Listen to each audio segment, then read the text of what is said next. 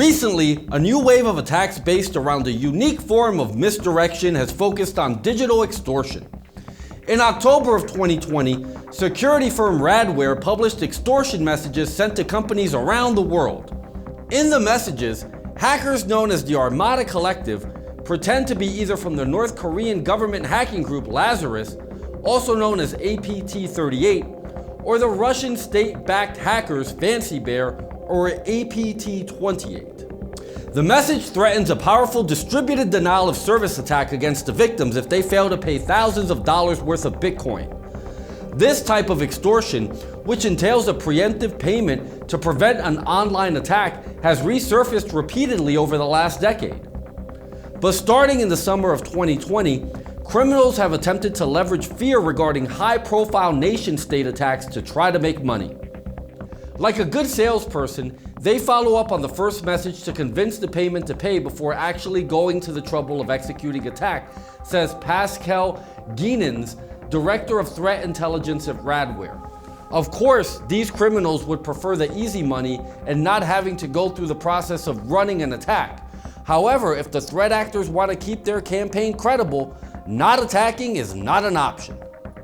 According to Radware, the hackers tended to pose as Lazarus Group when attempting to extort money from financial entities and as Fancy Bear when threatening tech or manufacturing firms.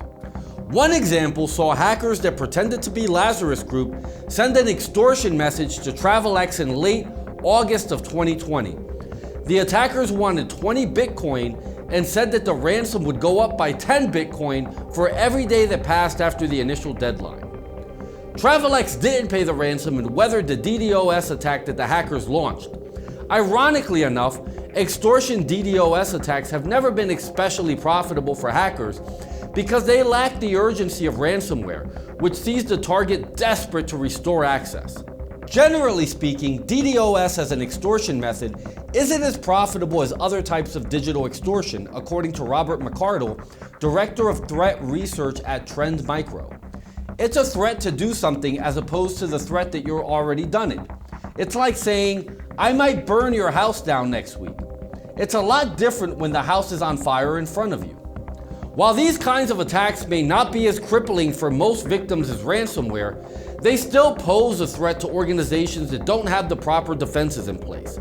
And with so many online threats to think about, it's easy to see how scare tactics could work often enough to make it a viable scheme for criminals.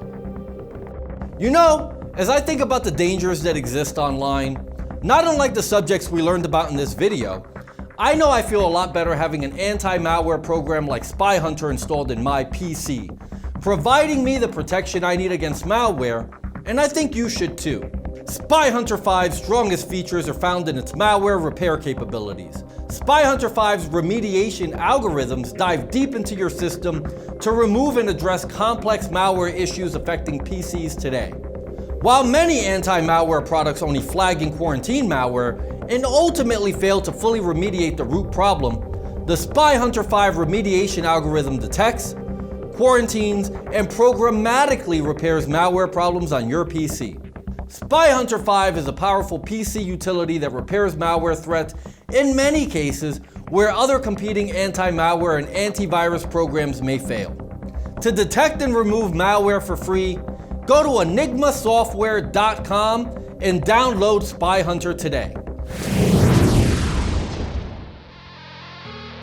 Thanks for watching.